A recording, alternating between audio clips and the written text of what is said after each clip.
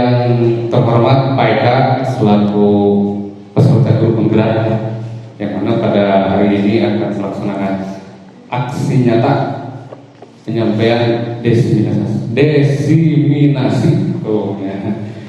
Yang saya hormati Bapak dan Ibu guru peserta NGMP sekolah berikut dengan peserta tambahan lah. Bismillahirrahmanirrahim. Assalamualaikum warahmatullahi wabarakatuh.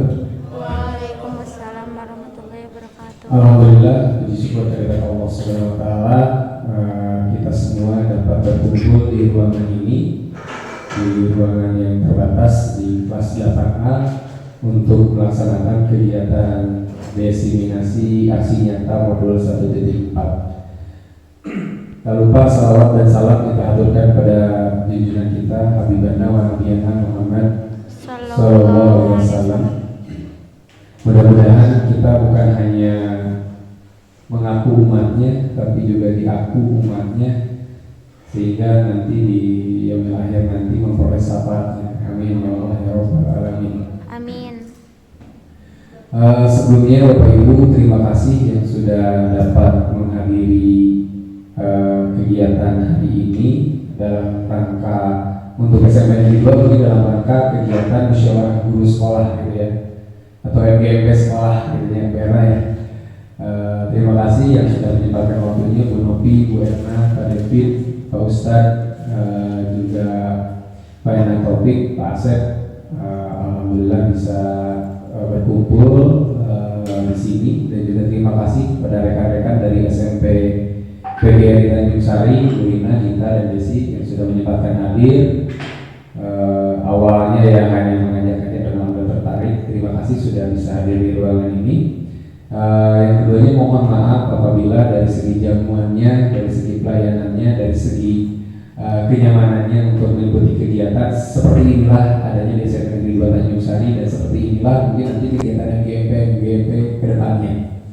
Mungkin kalau ini dari pribadi, kalau dari sekolah itu lebih lah ya. Terima kasih Bu ya, meskipun dalam keadaan sakit dengan 4 modul selama 2 bulan lebih, dari Oktober sampai Desember, sehingga di akhir modul paket 1 ini diwajibkan, diharuskan untuk melaksanakan aksi nyata. Mungkin Pak Ridit juga pernah sebagai ujian di pendidikan profesi guru. Ya kurang lebih sama, karena menterinya tanda kene gitu ya. Jadi karena hal tersebutlah, karena sudah menyelesaikan aksi nyata atau paket modul 1, maka diwajibkan seluruh guru penggerak itu melaksanakan aksi nyata. Karena alur dari guru penggerak itu adalah merdeka, mulai dari diri, belajar dari diri sendiri, gitu kan, nyari informasi sendiri, gitu kan, belajar dari sendiri atau nanya-nanya di forum, gitu kan. Kemudian elaborasi konsep bersama teman-teman, terus ada ruang kolaborasi, ada demonstrasi kontekstual, gitu ya, yang sempat Bapak bikin videonya, gitu kan, demonstrasikan kayak budaya positif. Kemudian karya aksi nyata, gitu. Jadi memang ini harus dilewati, dan mau gak mau sebagai bentuk bukan hanya penugasan, tapi yang mudah-mudahan ini juga bisa menjadikan sebuah kegiatan untuk menggerakkan komunitas. Jadi guru-guru penggerak di masing-masing sekolah diwajibkan juga, diharuskan, dan dimintai oleh Bapak Menteri kita Mas Nadiem Makarim untuk menggerakkan komunitasnya. Jadi komunitasnya ya minimal satuan unit terkecilnya di sekolah. Syukur-syukur bisa lebih meluas ketika kecamatan, bahkan ketika kabupaten. Nah, sebelum itu ya itulah tujuannya gitu ya, untuk mendesiminasikan pemahaman dan pengalaman dalam menerapkan budaya positif kepada rekan-rekan. Jadi di sini kami bahasa Sunda nama sanes mamatahan ngojai kamari gitu ya. Dan mari nama abi Bapak Ibu nama hiu di paus. Artinya secara pengalaman pemukausan kami gitu ya, udah di pendidikan formal, di non formalnya juga di madrasah diniyah juga udah banyak pengalaman yang kaitan tentang budaya positif. Jadi ini semata-mata hanya menyampaikan apa yang sudah diterima agar ilmunya tidak dilupakan, gitu ya. dan juga agar bisa diamalkan tentunya. Oke Mas, di next biar cepat karena Pak Edan udah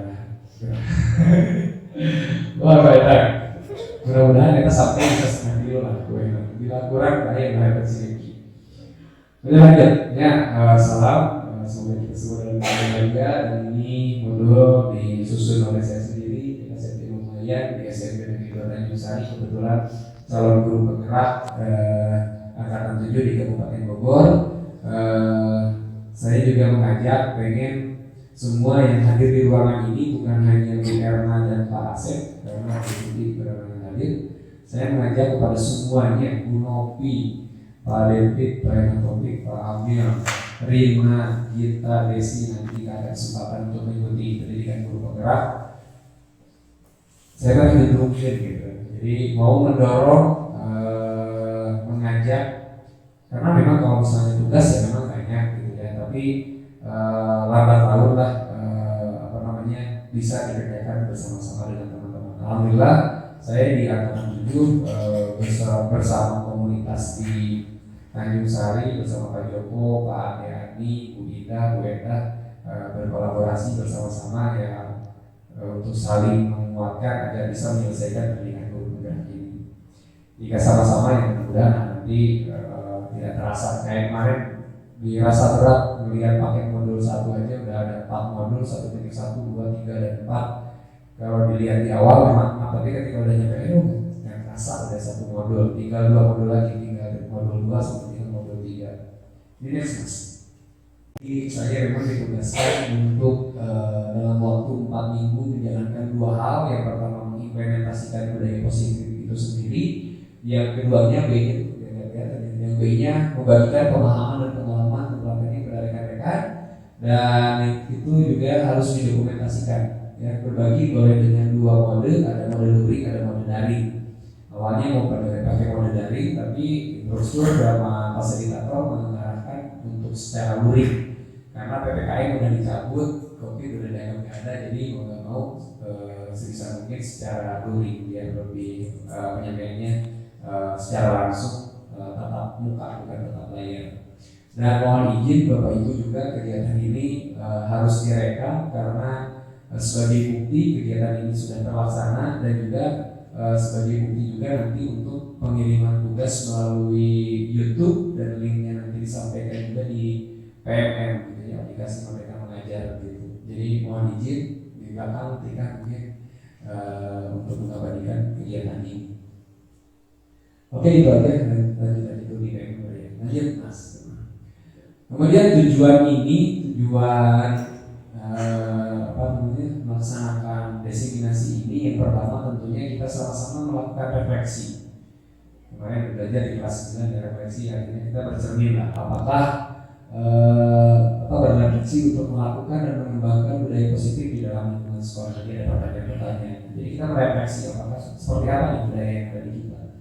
Kemudian untuk yang keduanya kita sama-sama, termasuk saya juga masih belajar untuk memahami bagaimana langkah mewujudkan lingkungan budaya sekolah yang positif bagi aktivitas murid dan guru untuk senantiasa belajar dan mengembangkan karakter. Jadi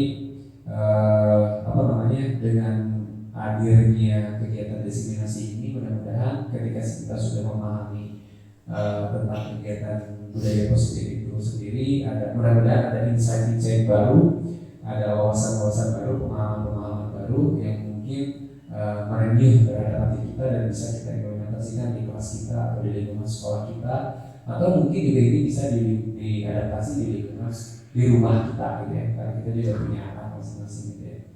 Kayak macam-macam lainnya. Lanjut mas. Nah, sebelum ke budaya positif kita harus memahami nilai guru masa kini gitu ya. Jadi ini mungkin kalau di modul itu modul 1.2 ada nilai tentang guru gitu ya. Nah, nilai guru masa kini salah satunya kita pertama mau nggak mau, suka nggak suka, kita sekarang harus berpihak pada murid. Jadi kita harus pro terhadap murid. Gitu. Jadi pro terhadap minat mereka, terhadap bakat mereka, terhadap keinginan mereka, terhadap kemampuan mereka, kita harus pro. Gitu ya. Kayak kemarin ya, bukan sosok pahlawan, nggak mau sampai pas kita ditutup karena ya murid yang dilihat gitu ya, kasihan murid yang senang pas kita kalau sampai harus ditutup gitu. Nah begitu pula hal yang lainnya gitu ya, kita harus pro terhadap mereka. Artinya berpihak kepada murid, bukan hanya berpihaknya kepada Mas Menteri, kita harus menyelesaikan kurikulum atau ke ibu kurikulum kita harus menyelesaikan semua bab gitu ya. Jadi bukan itu, tapi kita harus memahami, kita harus berpihak kepada murid. Pak, kau jangan itu mati teh gitu kan. Ya udah kita pro ke mereka, jangan pro ke bab gitu ya. Mau nggak mau sesuai RPP minggu ini sudah selesai, jadi nggak seperti itu. Jadi itu nilai yang pertama. Yang kedua, kita juga harus punya daya itu yang tadi kodrat anak ya, menyesuaikan dengan kodrat anak, kodrat keadaan, kodrat zaman. Apalagi ya sekarang dengan anak zaman sekarang mungkin pendidikannya berbeda dengan pendidikan masa lampau gitu ya. Apalagi sekarang udah banyak juga peraturan-peraturan yang mendukung dengan adanya hak asasi manusia gitu kan. Terus ada juga komisi perlindungan anak, ada LSM, ada wartawan. Kalau dulu makanya LSM bebasnya, erek nampiling dengan budak oke. Malah balik kebijakan kolak malah ditambahan, namun akhirnya orang ngambilin budak kan, itu kecantolan lah gitu ya, ada sampai harus dilaporkan ke pihak ketiga. Nah kemudian ada daya renting, mandiri, kita ya mau nggak mau secara mandiri kayak gini gitu, mencari ilmu mau nggak mau kita ngojai sendiri, jadi jangan sampai kita berharap dari orang lain. Salah satunya ya melalui pendidikan guru penggerak kita secara mandiri mengikuti pendidikan tersebut gitu ya, atau pendidikan profesi guru kayak kemarin, atau misalnya di PMM, ini masih di PMM baru 2 orang, berapa orang yang wajib gitu yang sudah sertifikat sudah berapa orang, ini juga berarti artinya kemandirian kita.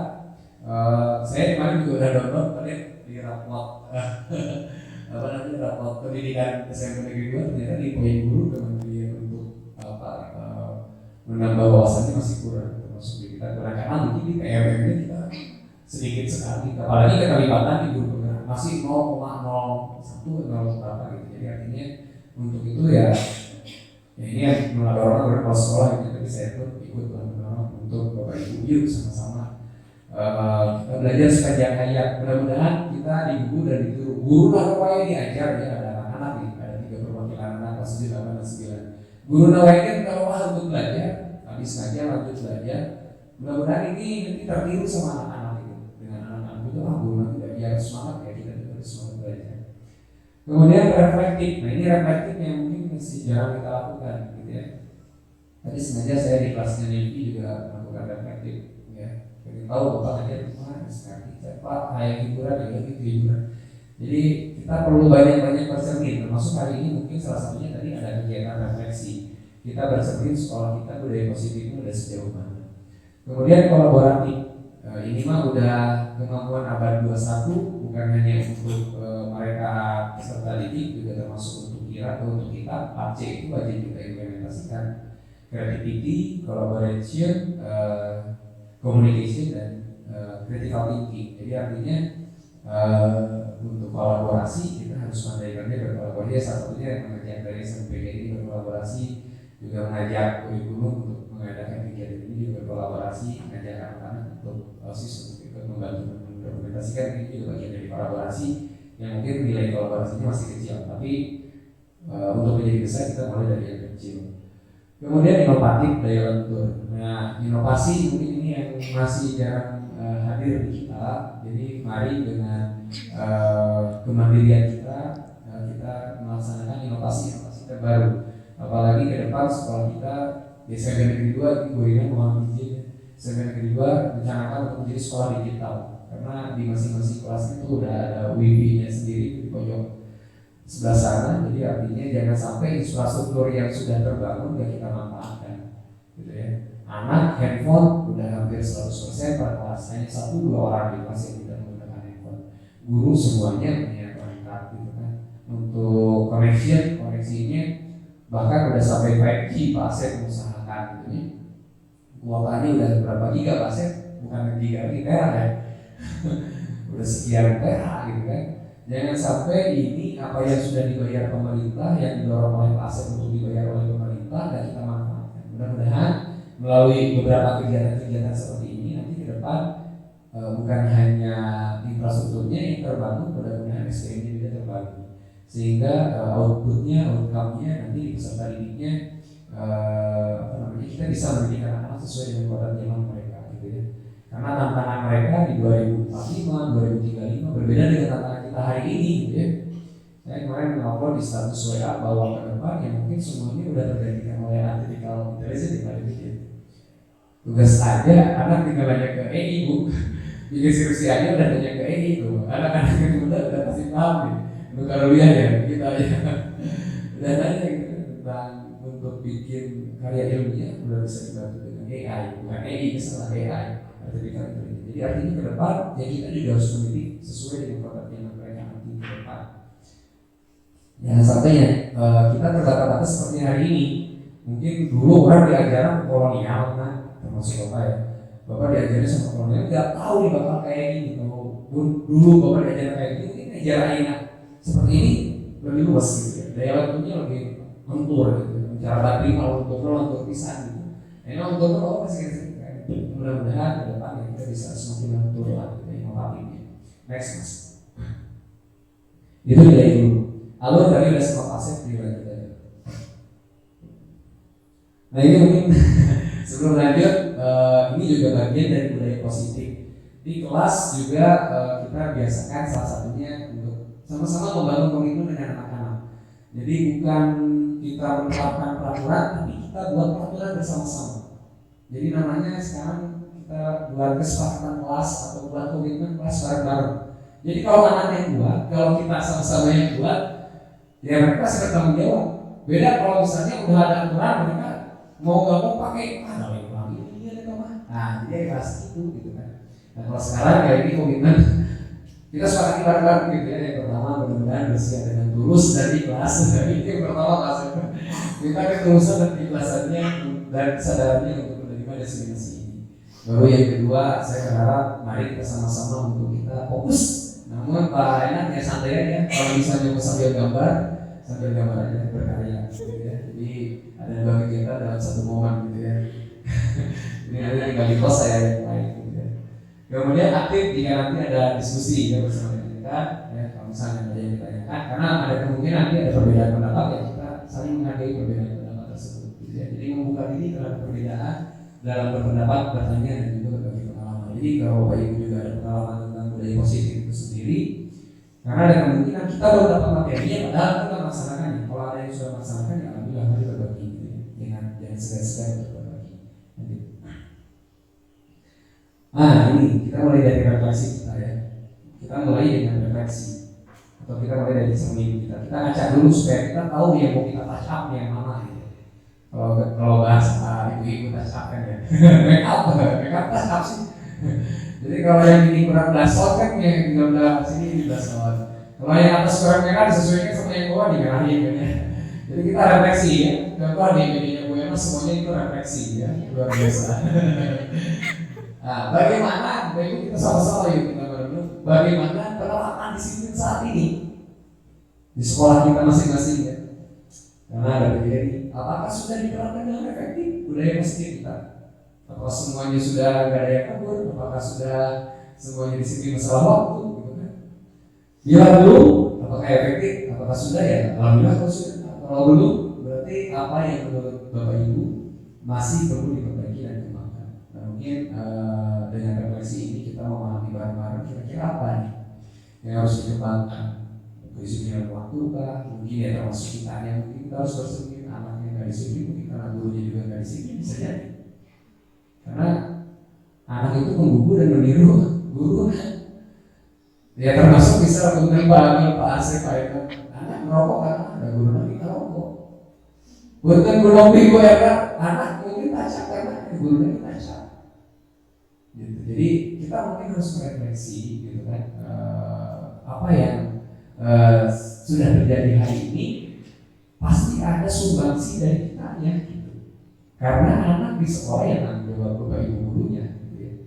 Nyelehnya ke kepala sekolah sih gitu ya. Tapi kepala sekolah memberikan tanggung jawab, memberikan tugas melalui SK kepada kita untuk pendidikan anak. Maka kalau menurut undang-undang tugasnya banyak itu membimbing, menilai, menguji, dan seterusnya. Karena belum efektif ya, kita kita sama-sama menyadari ke depan yang harus kita perbaikan gitu ya. Nah, kemudian Yang keduanya reflektifnya adalah budaya seperti apa sih yang menurut Bapak Ibu yang akan berdampak positif dan bagaimana cara mewujudkannya. Nah ini mungkin perlu kolaborasi, perlu inovasi yang tadi, gitu ya. Perlu keberpihakan terhadap anak, perlu apa lagi ya hal-hal yang tadi disampaikan di nilai-nilai guru ya perlu kita implementasikan, termasuk yang mungkin mudah-mudahan materi hari ini juga bisa kita implementasikan untuk memperbaiki budaya positif agar bisa berdampak positif terhadap peserta didik.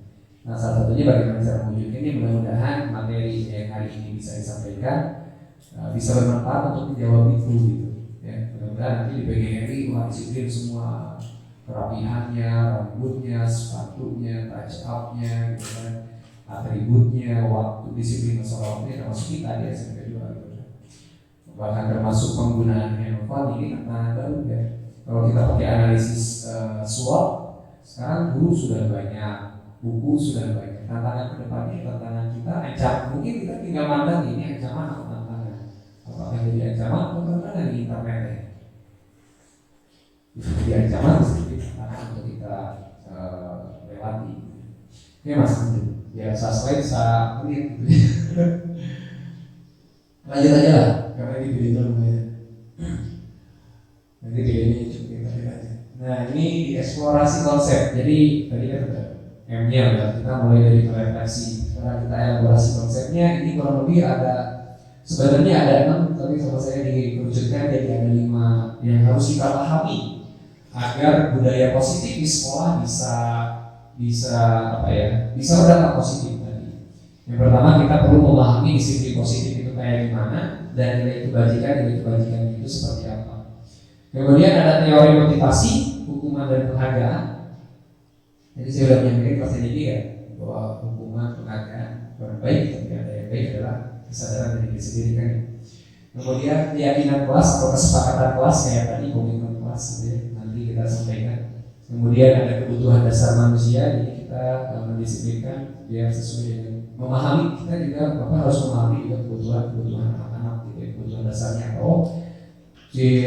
Atika mah itu butuhnya tentang kasih sayang misalnya. Ini mah butuhnya pengakuan. Ini mah butuhnya kebutuhan dasarnya yang lain gitu ya. Misalnya kemandirian, nanti disampaikan tentang kebutuhan dasar manusia agar kita bisa sesuai ketika kita nanti mendisiplinkan anak-anak. Kemudian ada 5 posisi kontrol yang harus kita ketahui yang mungkin juga ini membuat kita tersadar atau tergelincir dalam bahasa tergelincir karena kita selama ini mungkin melakukan hal yang salah gitu ya. Oke, ini Mas. Salahnya seperti apa nanti kita uji di belakang. Yang pertama budaya positif. Dalam rangka menciptakan lingkungan positif, salah satu strategi yang perlu kita tinjau kembali adalah penerapan di sekolah. Benar-benar atau belum? Kayak tadi posisi kontrol kita udah benar belum? Teori motivasinya kita udah benar belum? Dengan pakai hukuman atau dengan pakai penghargaan, sertifikat gitu kan? Apakah udah baik atau belum? Kemudian apa kaitannya dengan nilai kebajikan? Mari kita bahas makna dari disiplin positif dan nilai kebajikan universal dengan mengaitkan tentang perubahan paradigma stimulus respon terhadap teori kontrol. Nanti ini mungkin ada perubahan yang biasanya kita stimulus respon kita ubah ke teori kontrol. Seperti apa nanti kita dibahas. Kemudian ada 3 teori motivasi perilaku manusia. Next, yang tadi adalah motivasi. Disiplin positif itu apa sih? Disiplin positif itu ya disiplin diri yang mempelajari bagaimana cara kita untuk mengontrol diri. Jadi kita memahami biar anak itu bisa terkontrol gitu ya. Mengontrol diri kan biasanya kasihan ya. Bagaimana caranya mereka dia bisa mengontrol dirinya biar tidak kasihan gitu. Yang awalnya sering touch up-nya kemenoran, ya bagaimana caranya dia bisa memahami mengontrol dirinya agar touch up-nya tidak kemenoran seperti artis-artis di luar sana gitu ya. Karena mungkin ini efek dari video.com, YouTube, TikTok melihat artis-artis seperti itu, Lee Min Ho dan seterusnya. Serius kita. Makanya ini perlu sekali kontrol gitu ya. Agar mereka dapat menguasai diri untuk memilih tindakan yang mengacu pada nilai-nilai yang kita hargai. Kemudian ya sebagai pendidik gitu kan, Tujuan kita adalah menciptakan anak-anak yang memiliki disiplin diri sehingga mereka bisa berperilaku dengan mengacu pada nilai-nilai kebaikan universal dan memiliki motivasi intrinsik. Nah ini kita pahami motivasi intrinsik itu seperti apa dan bukan motivasi ekstrinsik gitu ya. Lanjut mas. Nah ini nilai-nilai dan ini sebenarnya nilai-nilainya banyak ya. Kalau di Islam apalagi nilainya di Muslim nilai-nilainya banyak ya. Dari Nabi aja misalnya ada 4 sini kemana atau nanti dan seterusnya kan. Apalagi nilai-nilai di PKN misalnya itu juga banyak, di matematik mungkin juga ada nilai-nilai. Tapi nilai yang secara global yang ditugaskan kepada kita adalah nilai ini untuk anak. Dan kita mau berdisiplin dengan anak, nilai yang mana sih acuan kita yang diprofil pada Pancasila. Yang pertama ada nilai tentang impak ya, beriman bertakwa kepada Tuhan Yang Maha Esa dan tentunya berakhlak mulia. Kemudian berkebinekaan global, bergotong royong, yang tadi kolaboratif, anak harus kreatif, kritis dan juga mandiri. Gitu. Jadi kita mengacu kepada nilai-nilai, tapi kita bisa breakdown nanti nilai nanti di belakang ada.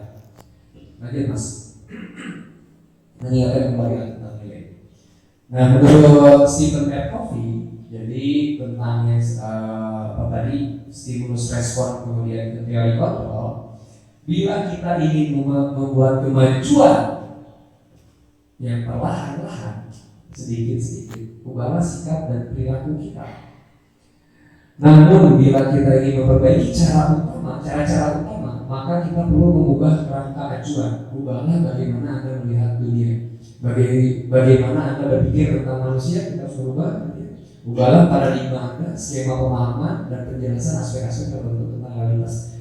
Jadi sikap dan perilaku penting, mungkin kemajuannya perlahan, tapi kita juga perlu berubah paradigma kita, wawasan kita, cara kita melihat anak-anak, cara kita melihat manusia. Mungkin ini juga perlu kita rubah agar dampaknya bisa lebih besar. Lanjut. Nah ini salah satunya yang harus kita rubah adalah yang awalnya kita stimulus respon dirubah kepada pendekatan teori kontrol. Awalnya stimulus respon ya. Realitas bahwa kebutuhan setiap manusia itu sama. Kita harus sama. Guru gitu, kita harus sama dan seterusnya. Padahal realitas yang sebetulnya teori kontrol itu bahwa kebutuhan anak itu berbeda-beda. Karena kita lupa cara ngajar kita sama. Mungkin si petir bacok bagus dia itu sebetulnya. Kalau kita ketemu potensinya, mungkin cara ngajarnya kita aja yang mungkin tidak sesuai dengan dia. Sesuai aja sih, maksudnya gitu sih. Karena mungkin kita berpikir dengan cara ngajar seperti ini anak juga sama.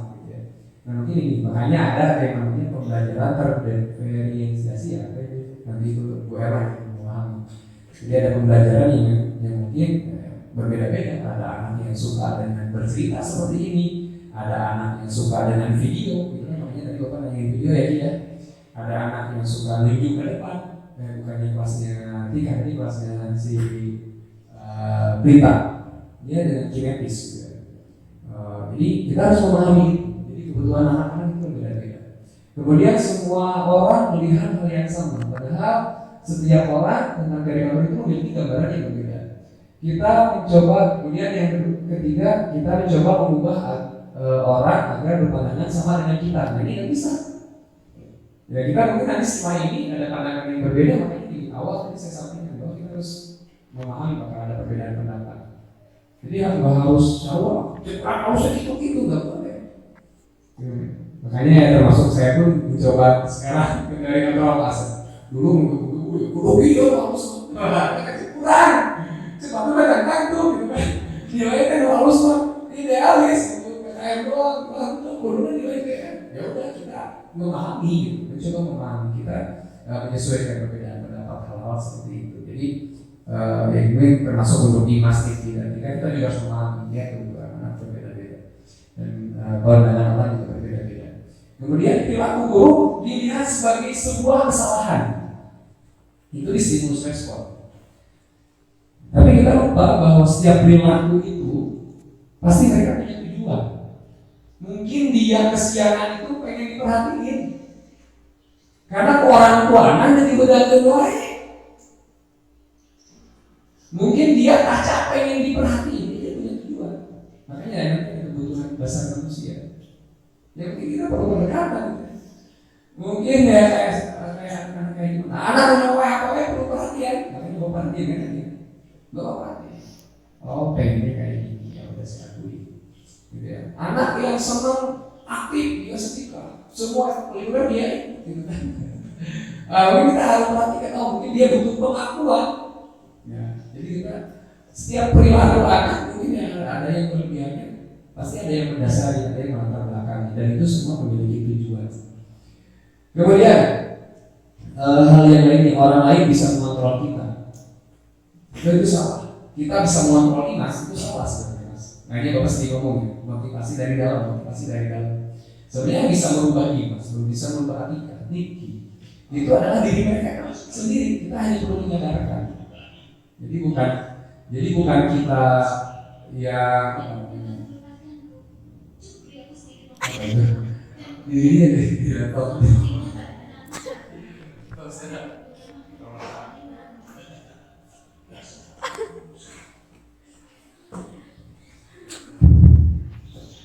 Sudah. Ya intinya gitulah, setiap manusia ya hanya dia sendiri yang bisa mengontrol dirinya, itu yang bisa kita kontrol. Dan seterusnya, next aja mas, udah lebih 10. Nah ini teori motivasi sebetulnya ada 3. Yang pertama adalah dengan cara hukuman. Ya. Jadi sebenarnya hukuman itu tingkat terendah dari motivasi perilaku manusia. Ya, jadi dengan hukuman budak sih karena sih dihukum. Kamu tahu nama hukuman? Ya gitu nih. Ya contoh kecil misalnya anak kelas 9 banyak tuh yang masih pakai topi bebas. Namun ayah nama hukuman masih dia disuruh.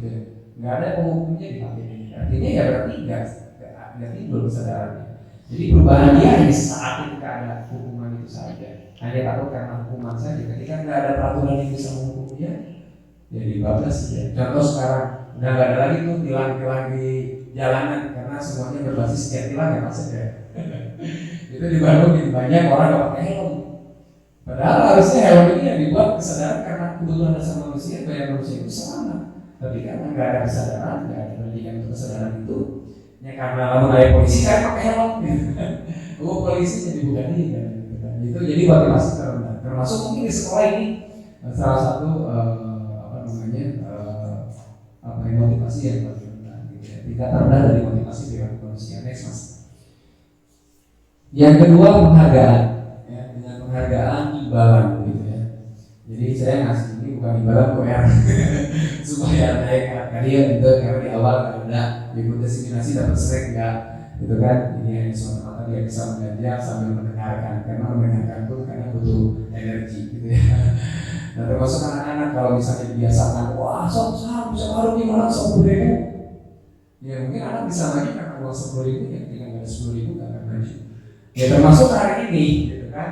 Ketika bulan-bulan kemarin ada sertifikat penghargaan kelas keren, kelas itu keren. Tapi ketika nggak ada penilaian, nggak ada penghargaan, balik lagi gitu. Jadi artinya ya mungkin ini motivasi di atas dari yang hukuman baru penghargaan. Kemudian apa sih yang bagus motivasi itu menurut kemarin di aksi di modul pakai 1.4 itu di next. Nah yang ketiganya adalah ya agar kita bisa menghargai diri mereka itu sendiri, disebutnya restitusi gitu ya. Jadi kita perlu menyadari motivasi dari dalam intrinsik gitu ya, kayak imas, kayak tika. Pokoknya kalau misalnya mau mengikuti sesuatu karena memang dari dalam diri sendiri, bukan karena orang lain. Ikut OSIS bukan karena si itu hiruan. Ikut LKS bukan karena pengen terkenal jadi anak OSIS, tapi harus muncul dari dalam diri sendiri. Mungkin itu yang perlu kita gali. Ngajarin matematik juga itu harus karena diri sendiri. Jangan karena orang lain atau karena bapak atau karena nilai yang bersama. Karena mana hanya nyoba, mana bisa nanti. Mana yang itu, mana kerja kita nilai sama mana itu supaya kalian. Oh lalu jangan bisa, berarti orang terlalu matematik itu kurang tahu. Orang harus mentok itu kayak jam terakhir itu bisa nanti kan menghijau jam kekurangan. Soalnya ada sebesar yang kita hargai lah. Sekali lagi kita nggak bisa menilai ikan dari cara terbangnya, menilai burung dari cara berenangnya, menilai monyet dari cara berenangnya gitu. Artinya setiap manusia, kalau kata Einstein jenius ya, termasuk orang-orang yang mungkin butuh perhatian khusus, mungkin ya hasilnya harus jenius gitu. Tinggal kita temukan bakatnya di mana gitu. Next, nanti paling belum balik diselipnya. Udah lanjut, lanjut dari dulu Pak. Nah ini tadi, jadi ada yang negatif, ada yang netral, ada yang positif. Ya, kalau tadi pakai teori yang sebesar hubungan itu bisa berlaku jadi negatif. Kemudian penghargaan itu sifatnya bisa menjadi netral. Teori yang kontrol nanti restitusi itu bisa menjadi positif. Contohnya, ya, kita bilang ke anak awas ya. Kalau dilakukan lagi nanti saya hukum, nanti saya jewer, nanti saya A, saya B, karena hubungan, karena ancaman. Jadi itu berlaku negatif sebetulnya. Apalagi kalau saya tadi juga sampai sempat mendengar sampai ada bentakan, gitu ya. Itu mungkin di memori anak sampai sehari ini pas saya 2000 tadi udah cerita jadi ya. Dari 2001 awal masuk SMP 1 Cianjur, namanya Kalit ya SMP 1 Cianjur. Awal masuk bermajau di kolot nih, karena dicari punya anak langsung ke Cianjur, masa dibuang mana juga gue guru sejarah masih ingat tapi kayaknya ingat ini teman ini galak gitu. Kalau tapi ini ngumpul tugas ditanya tentang kerajaan apa saya lupa. Lain ada ini malah dibabitkan ke badan kita. Artinya itu hukuman benar kan gitu. Masih kena salah. Artinya ya mungkin dulu seperti itu. Jadi kayak sampai terbang di hari ini. Sampai ada di kayaknya bapak jadi guru tadi bercerita gitu. Artinya itu memori negatif biasanya kan ada sifatnya paling negatif paling positif. Dan paling negatif bapak selama belajar ya kan gitu. Jadi kan karena itu masih ingat juga itu berguna karena ada bapak kayak cerita. Tapi kemudian ada teman-teman juga yang lain. Bersama kami merasa juga. Jadi ya kita jangan sampai seperti itu. Ya. Jadi itu kan modelnya model paksaan. Nah, lakukan apa yang saya lakukan itu kurang lebih kayak tadi lah, yang netralnya di sesi jadi yang penghargaan bahwa yang baik kayak gini nih, rapi kayak bapak nih gitu kan, anak lakuin itu kan masih motivasinya masih artistik, masih karena Pak Eka, bukan karena diri sendiri. Coba ngomongnya rapi aja, kasih tulis harus luar bogos, coba begitu harus siapa? Nah, artinya itu mungkin nanti sesungguhnya yang ingin kamu lakukan kan. Jadi itu yang lebih positif. Nah mungkin ini kita perlu merubah paradigma baru kita yang awalnya stimulus respon dirubah ke arah teori kontrol gitu ya. Dan masih banyak lagi mungkin nanti di-share aja lah biar cepat. Lanjut Mas. Nah kemudian keyakinan kelas tadi komitmen kelas nilai-nilai keselamatan atau kesehatan nilai yang kita sebut sebagai nilai keyakinan, nilai kebajikan universal yang disepakati secara tersirat tersurat. Lepas dari latar belakang suku, negara, bangsa dan agama. Saja langsung contohnya. Masih seseorang akan tergerak dan bersemangat untuk menjalankan keyakinannya. Jadi tergerak langsung orang berkaitan sama-sama ini hasil kesepakatan kita, keyakinan kita. Daripada hanya sekedar mengikuti serangkaian peraturan tertulis tanpa makna. Mau sih Pak Manau belum pakai sepatu hidung. Mau sih Pak Manau pacaran belum pakai topi. Mau sih Pak Manau pacaran belum pakai dasi. Itu kan sebab peraturan mungkin ini perlu kita gali menjadi sebuah kesepakatan nanti ke depannya. Jadi murid-murid pun demikian mereka perlu mendengarkan dan memahami arti sesungguhnya tentang peraturan yang diberikan. Apa nilai kebajikan di balik peraturan tersebut? Nah, jadi kita harus memahami ini nilainya, ini nilainya. Jadi biar mereka meyakini bahwa yang mereka lakukan itu bukan karena redaksi peraturannya, tapi karena memang ada nilai keyakinan di situ, ada nilai kebajikannya. Kalau disiplin berarti menjadi pribadi kita menjadi ya, kalau misalnya kita bisa dapat tepat waktu berarti kita bisa menjadi orang yang disiplin, gitu kan? Dicontohkan kayak agama pakai sholat tepat waktu.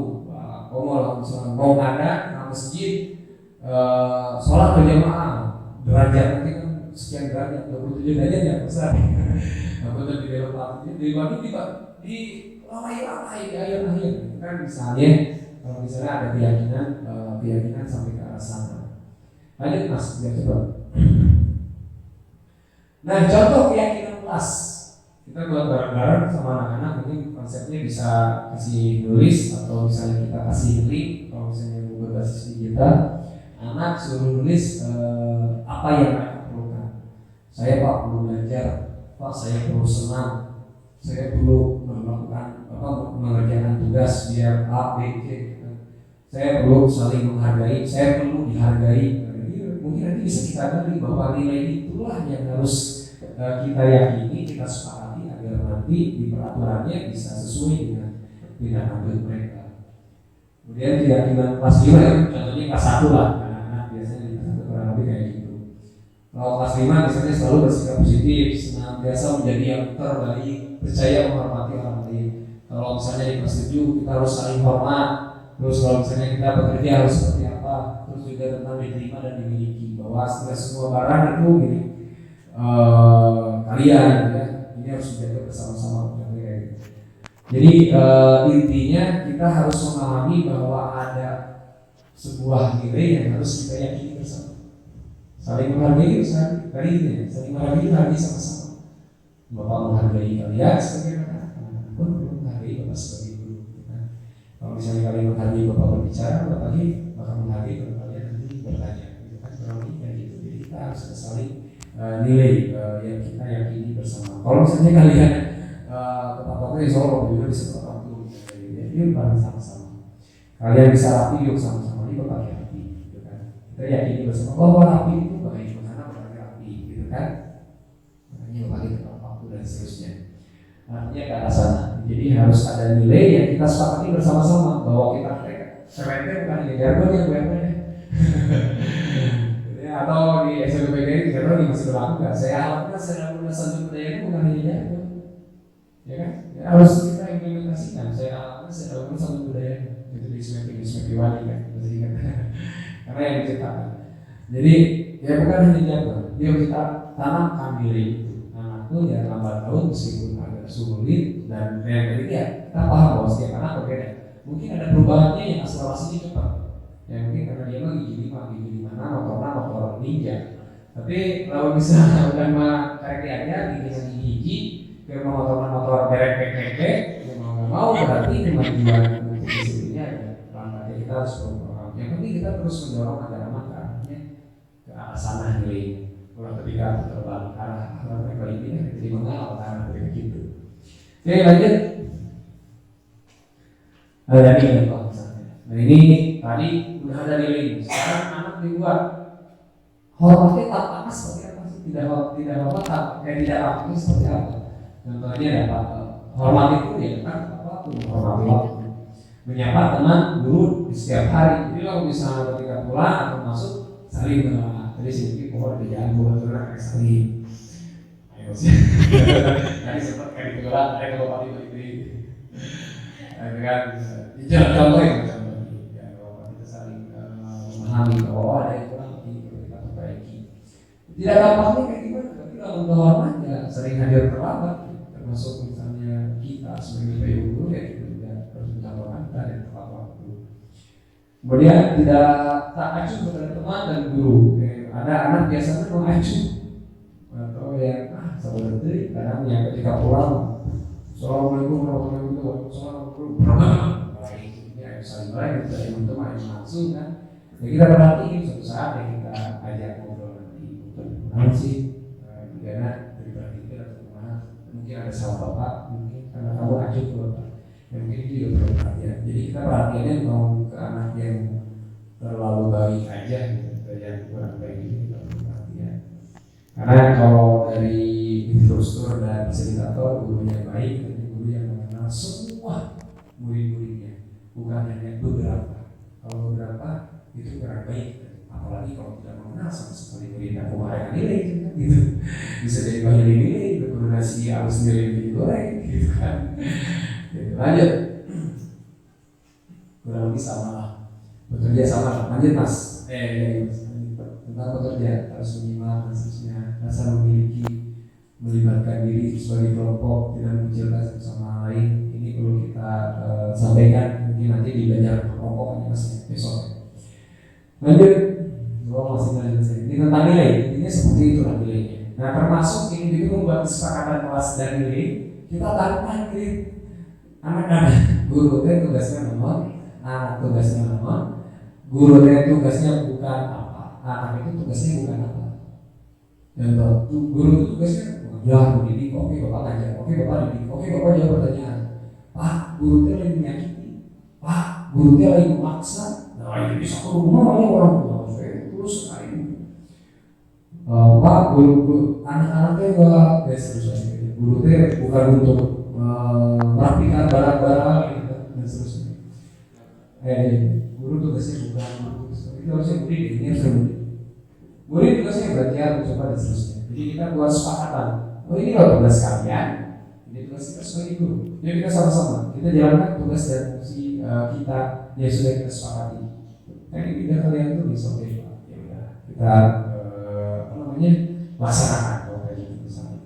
Jadi berdasarkan apa yang sudah kita sepakati dengan anak-anak, kalau anak-anak menulisnya seperti itu, kalau pernah ya minta bantuannya, kalau nggak salah tentang ini, ya kan? Oke lanjut.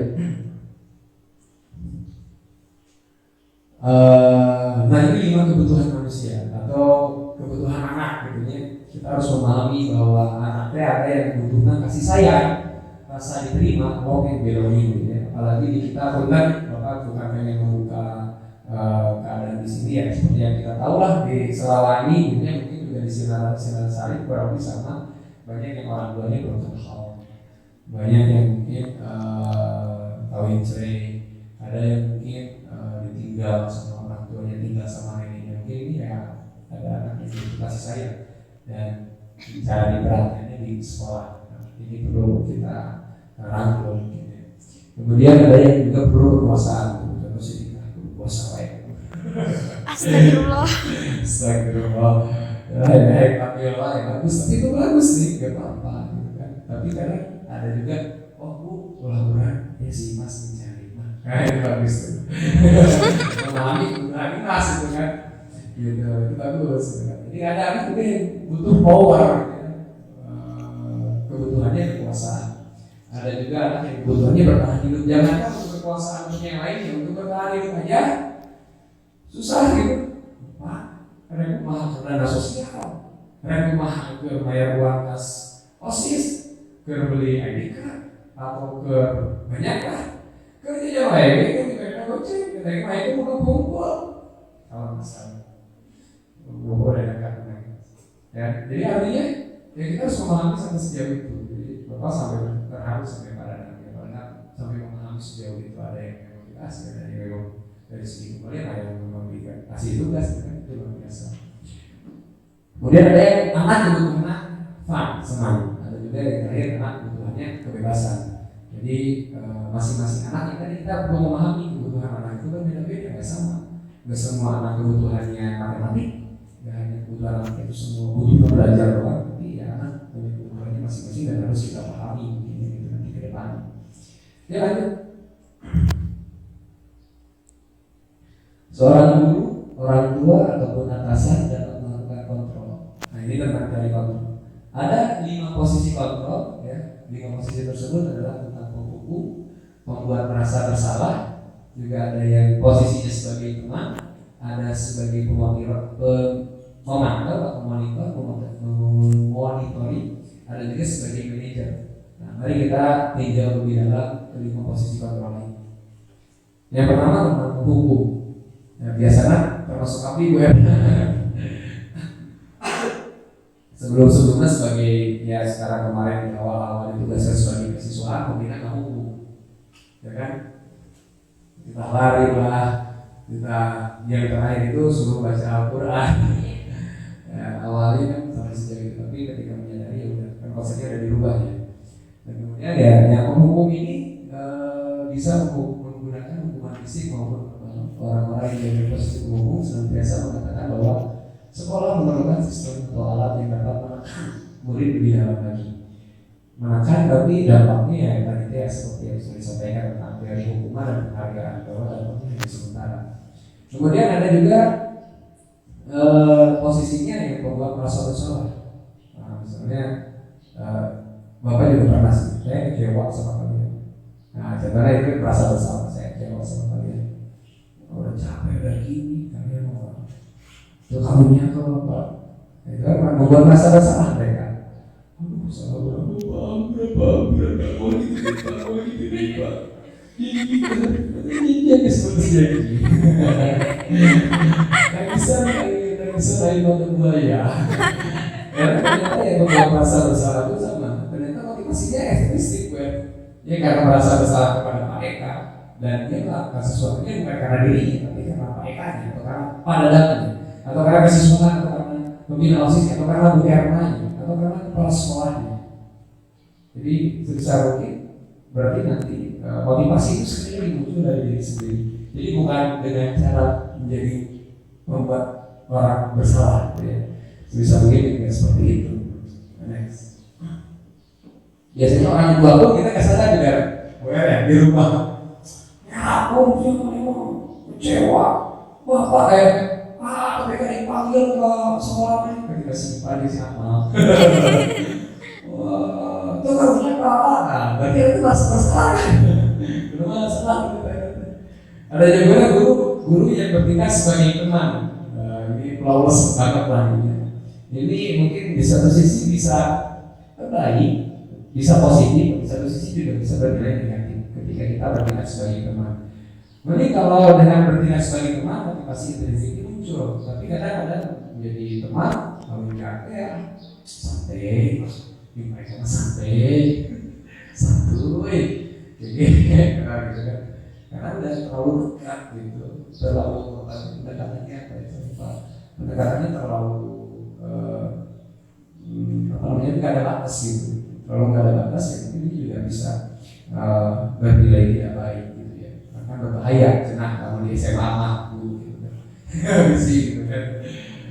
Kemudian ada pemonitor atau memantau. Nah, memonitor berarti pengawas ya. Jadi pada saat kita mengawasi, kita bertanggung jawab atas perilaku orang lain yang kita awasi.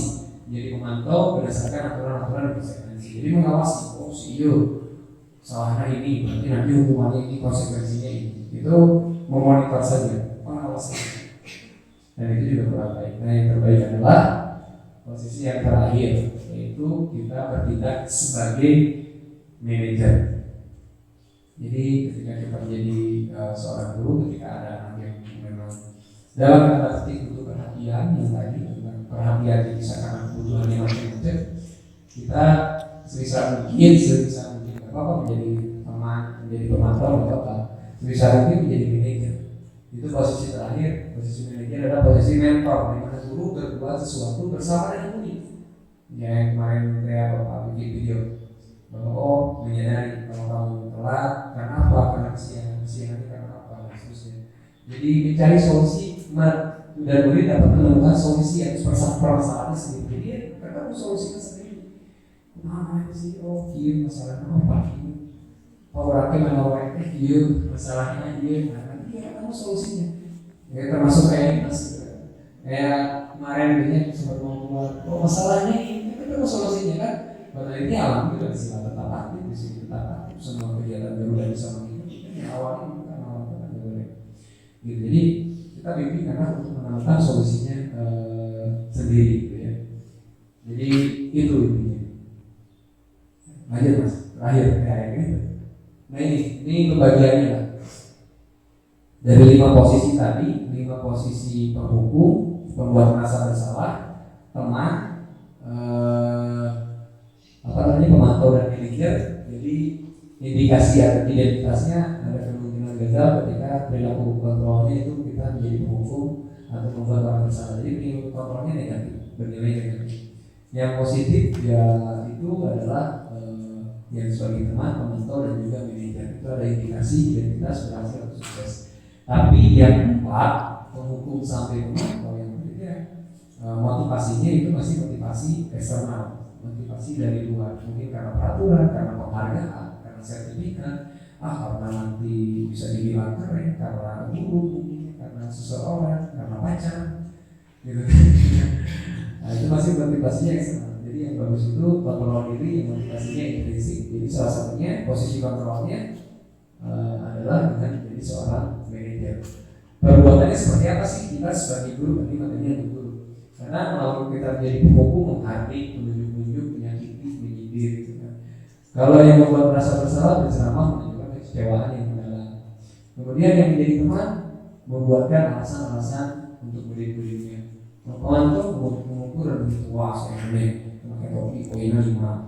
Wah saya kembali awal, poinnya 10. Mungkin memantau atau memonitor saja, gitu ya. Dan yang bagus jadi seorang manajer yang kita berdiskusi bersama anak-anak, menemukan solusi apa yang mereka butuhkan dan apa yang menjadi solusi bagi mereka itu sendiri, gitu ya. Masih ada mas? Oke, ini lanjut aja, nggak apa-apa, tinggal di share ya. Ini juga lanjut, saya tidak peduli apa saja. Ini kurang lebih kata-katanya lah. Nah, salah satu contoh untuk segitiga restitusinya, coba diklik mahasiswa 2 kali suaranya. Ini tentang segitiga restitusi.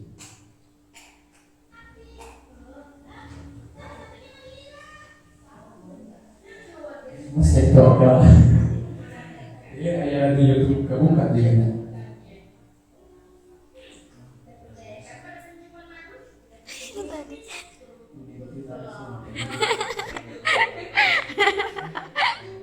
Ganggu Snapki.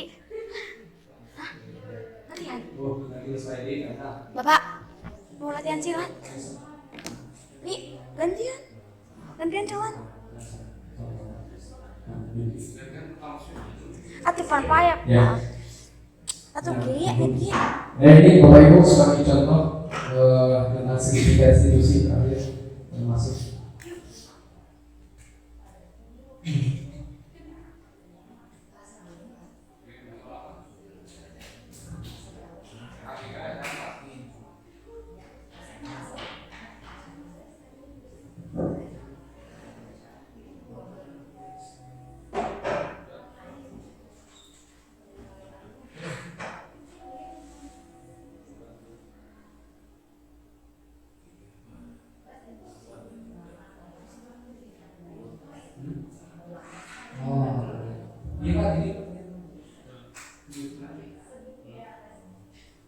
Suatu proses dialog yang dijalankan oleh guru atau orang tua agar dapat menghasilkan murid yang mandiri dan bertanggung jawab.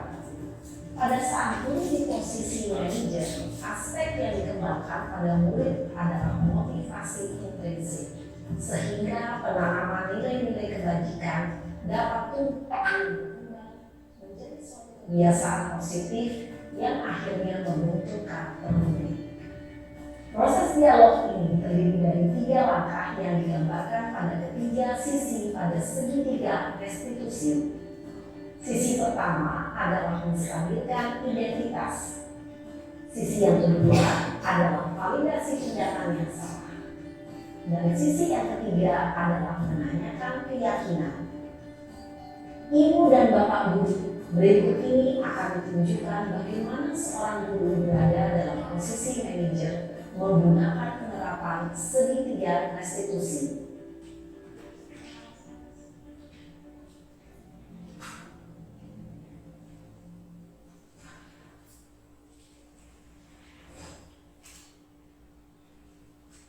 Siap saya. Siapa? Sudah lama nggak ketemu saya? Kenapa hari ini ada di sini? Kesel Pak, kesel banget. Masa aku dikatain Pak fitnah Pak? Ya aku marah lah. Aku gak dikatain mereka di depan kelas. Kesel banget.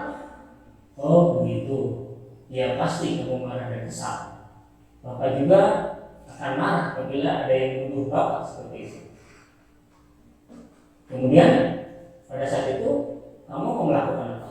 Ya saya harus ngatain mereka apa? Kesel banget. Saya bentak-bentak dia di depan teman-teman lain. Oh begitu. Pasti kamu melakukan seperti itu karena suatu alasan tertentu kan? Iyalah, masa saya diam saja Pak? Ya saya bela diri lah. Masa saya dituduh tukang fitnah? Ya wajar lah. Mempertahankan harga diri itu sesuatu yang penting buat kamu. Untung kamu tidak bertindak lebih gegabah lagi, hanya membentak-bentak. Iya Pak. Untung saya masih bersabar dan hanya meminta saja. Sudah gemes padahal, saya pasti bela diri lah. Ya pasti ya. Tapi kamu memilih untuk tetap bertahan dan bersabar. Kamu memilih untuk tidak berbuat lebih parah lagi kan? Iya. Nah, sekarang coba kita lihat lagi tindakan kamu yang bentak-bentak Eka di kelas.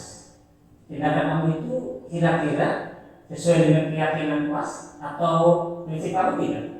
Enggak lah Pak, capek Pak jadi pemarah. Jadi keyakinan atau prinsip mana yang kurang sesuai dengan keinginan kamu? Ya, saya sebenarnya sangat menghargai orang lain. Mungkin saat itu saya menjadi emosi, jadi tidak menunjukkan sikap itu. Kamu meyakini tidak menghargai orang lain itu penting buat kamu? Yakinlah Pak. Iya, setuju. Kita harus saling menghargai. Namun ada juga keyakinan yang kita sepakati yang perlu kita jalankan apabila kita sedang marah kan? Ya saya bisa lebih proaktif, mulai dengan diri sendiri. Saya bisa jadi lebih bersabar, mengambil waktu jeda untuk berpikir mau apa selanjutnya. Kira-kira kamu bersedia memperbaiki masalah ini tidak? Bersedia Pak. Kalau kamu memperbaiki masalah ini, kamu akan menjadi orang seperti apa? Saya akan menjadi orang yang bertanggung jawab kali ya Pak. Dan senantiasa proaktif. Iya, menurut kamu bagaimana rasanya menjadi orang seperti itu? Ya nyaman lah, bangga bisa bersabar dan menahan diri. Baiklah kalau begitu. Yuk kita pikirkan bagaimana memperbaiki masalah ini. Dan pause. Ibu dan Bapak guru hebat. Baru saja kita Supaya cepat lumayan 2 menit.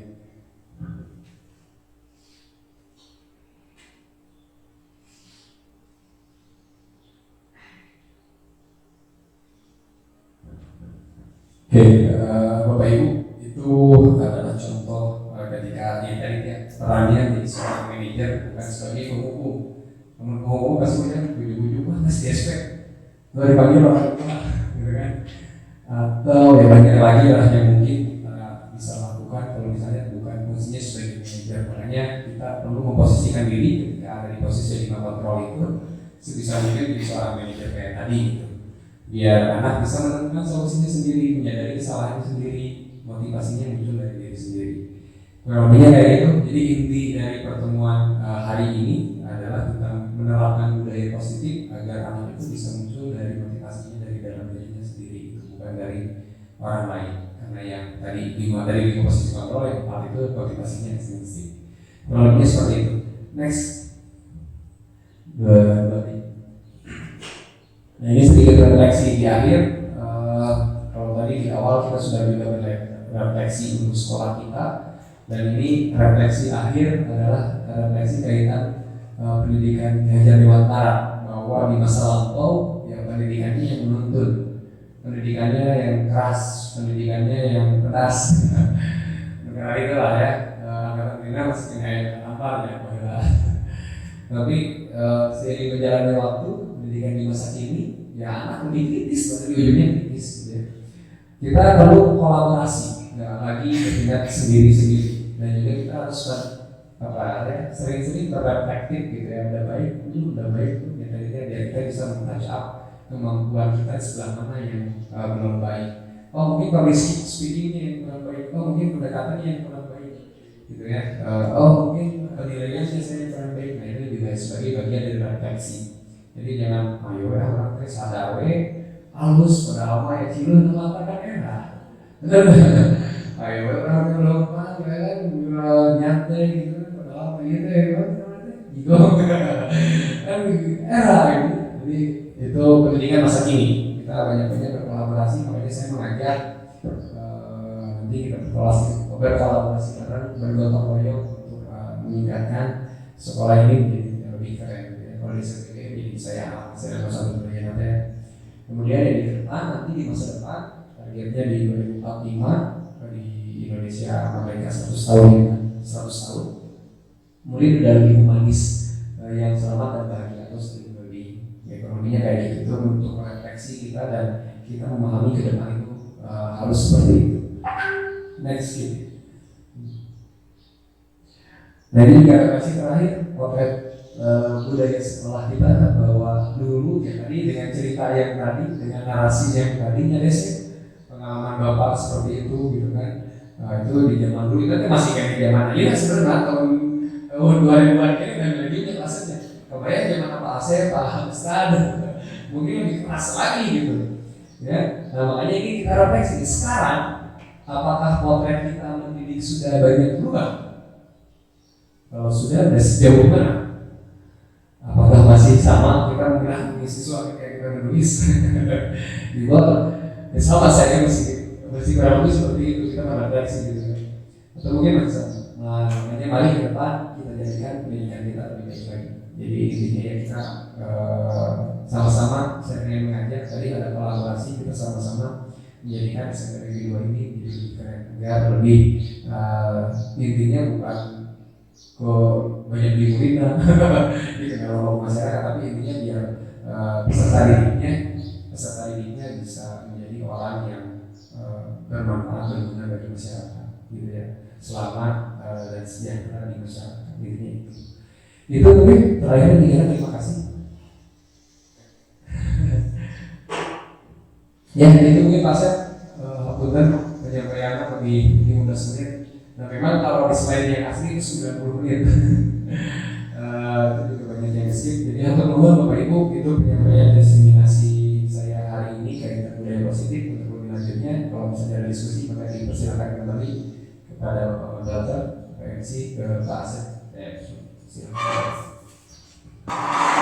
Teman-teman, Bu R, Pak Asep, kaitan apa ya tanggapan tadi ya, pernyataan pengalaman yang sudah disampaikan. Kemudian diskusi pemerintah sesuai dengan tadinya alurnya. Sama sebetulnya di awal pembelajaran tahun ajaran 2023-2024 ketika memang belum mengenal, kita pasti pendekatan kita masih keliru gitu ya.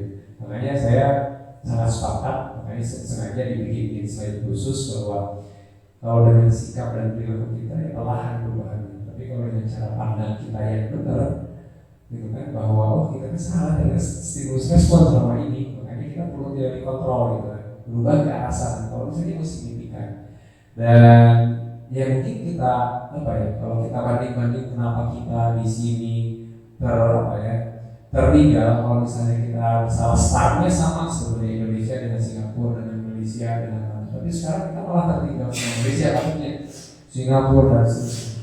Bahkan kata Mas Menteri sebetulnya di kelas 1 sampai kelas 3 Indonesia lebih unggul dibanding negara-negara lain, termasuk di MEN. Kenapa? Udah kurang ahli, udah TK harus bisa baca. Di tim MEN masih kayak gede-gede yang banyak-banyak. Tapi menjelang kelas 4 ke sana nilai bisa kita akan drop. Makanya ya ada perubahan, banyak perubahan. Selain tentang perubahan paradigma ini, termasuk ada perubahan kurikulum. UN dihapus gitu kan, jam dikurangi ke depannya. Ya gue ya, ini kurikulum pasti sering banyak dapat pelatihan tentang kurikulum.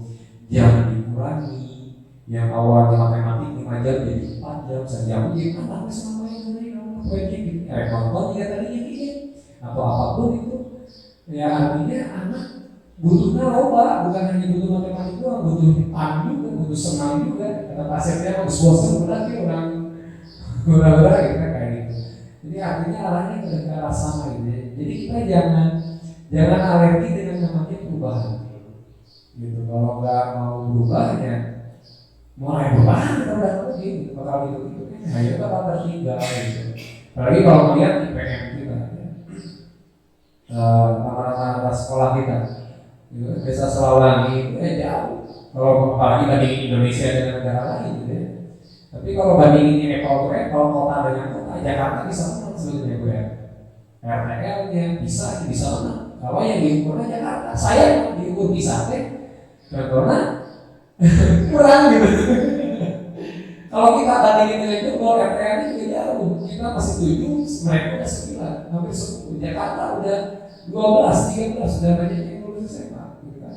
Jadi artinya mari kita sama-sama berubah mindset kita gitu. Jadi growing mindset, kalau stuck mindset mindset pemikiran yang statis itu ya bakal stuck terus gitu. Kan bener bagi namun apa? Allah mau bagi kau, orang mau bagi orang sorangan. Namun orang terberawak, orang terberkembang, mungkin ya orang mau ngembangkan kemampuan, mau ngembangkan kesejahteraan. Jadi pasti sudah. Jadi artinya kalau semua tidak akan mengembangkan apa yang kita bikin gitu. Jadi mungkin selama ini kita guys kalau ibarat kiai-kiai dewasa kita itu pendidik itu sama seperti petani. Kita itu lagi menanam benih-benih kebudayaan. Anaknya benih-benih kebudayaan karena yang melanjutkan kebudayaan itu anak-anak. Nah mungkin kita cara nyiramnya salah ya. Atau mungkin mewakili nyiramnya. Atau mungkin pupuknya Tuhan. Atau mungkin tanahnya ada sekarang. Itu ya mungkin mindset kita salah dan sekarang muncul mindset-mindset yang lebih mencerahkan gitu. Dan mudah-mudahan dengan cara yang benar tumbuhnya bisa lebih cepat dan buahnya bisa kita nikmati dengan baik gitu ya. Cara tadi mah karena kami lah sahur nanti asap untuk sebelah gitu. Jadi artinya ke arah sana. Jadi manis gitu. Jadi intinya ke arah sana. Mudah-mudahan yang kita sama-sama makanya tadi saya sampaikan tentang masa sekolah masa kini itu kita perlu kolaborasi gitu kan, kritis gitu kan. Dan satu lagi tadi kaitan tentang pembaruan tadi gitu ya. Jadi mau gak mau anak zaman sekarang udah kritis gitu ya, pemikirannya ya mau gak mau harus kita ada perubahan gitu ya. Jangan alergi lah gitu ya. Intinya yang refleksi itu betul-betul harus kita sering refleksi tadi pasien kita perlu refleksi dirinya gitu. Termasuk kami pasien tetap refleksi gitu. Intinya seperti itulah. Sebenarnya masih banyak yang harus disampaikan gitu ya, tentang destinasi, tapi kaitan masalah waktu dijadikan memang jam 3 sesuai jadwal jam 3 meskipun tadi mulai setengah 2, tapi gak apa-apa ya. Kesepakatan kelas kita selesai tepat waktu dan pas jam 3 silakan pasien ditutup 1 menit. Itu saja karena mohon maaf. Termohon kasumbingan anak, termohon para pesanan, termohon jasa ngiringan jalannya. Mudah-mudahan kita dapat Allah Subhanahu wa taala. Maka segitu bahasa jadi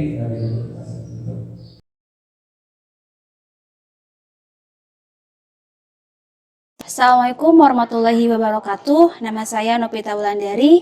Saya rekan Pak Eka Septian Nurmawian, CGP Angkatan 7, Kabupaten Bogor di SMP 2 Tanjung Sari.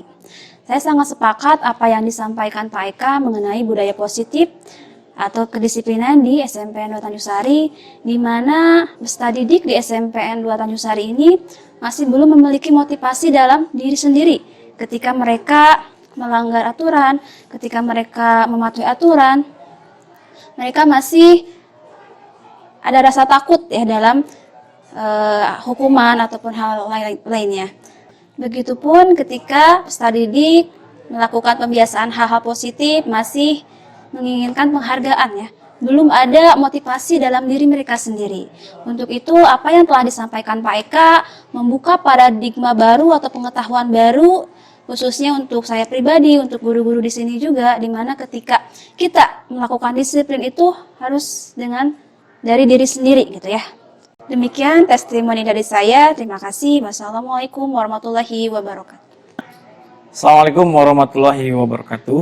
Perkenalkan, nama saya Depi Dilhamna, guru mata pelajaran PJOK dan rekan kerja dari Bapak Eka Septian Nurmawian, SPD MPD. Pada kesempatan hari ini, izinkan saya memberikan testimoni kegiatan pengembasan budaya positif yang telah disampaikan oleh peserta calon guru penggerak Bapak Eka Septian Nurmawian, SPD MPD. Adapun materi yang sudah disampaikan, diantaranya perubahan paradigma, disiplin positif dan motivasi, keyakinan kelas, pemenuhan dasar, dan segitiga restitusi. Budaya positif perlu dilaksanakan dalam kegiatan pembelajaran sehari-hari. Harapan saya dengan diterapkannya budaya positif dapat menciptakan budaya kedisiplinan serta bisa menimbulkan rasa tanggung jawab dari semua warga di lingkungan sekolah, sehingga bisa menciptakan lingkungan sekolah yang berbudaya, aman, dan nyaman. Demikian yang bisa saya sampaikan. Terima kasih. Assalamualaikum warahmatullahi wabarakatuh. Assalamualaikum warahmatullahi wabarakatuh. Perkenalkan, nama saya Erna Purnama. Saya merupakan rekan kerja dari Bapak Eka Septia Nurmayan di SMPN 2 Tanjung Sari. Pada kesempatan ini, izinkan saya menyampaikan testimoni terkait kegiatan pengimbasan budaya positif yang telah disampaikan oleh calon guru penggerak Bapak Eka Septia Nurmayan. Materi yang disampaikan diantaranya perubahan paradigma, disiplin positif dan motivasi, keyakinan kelas, pemenuhan dasar, dan segitiga restitusi. Budaya positif merupakan suatu hal yang sangat penting dan perlu dilakukan di lingkungan sekolah. Harapannya dengan diterapkannya budaya positif di lingkungan sekolah dapat menciptakan kedisiplinan dan tanggung jawab dari semua pihak di lingkungan sekolah, sehingga terciptanya keamanan dan kenyamanan di lingkungan sekolah. Sekian testimoni dari saya. Terima kasih. Wassalamualaikum warahmatullahi wabarakatuh.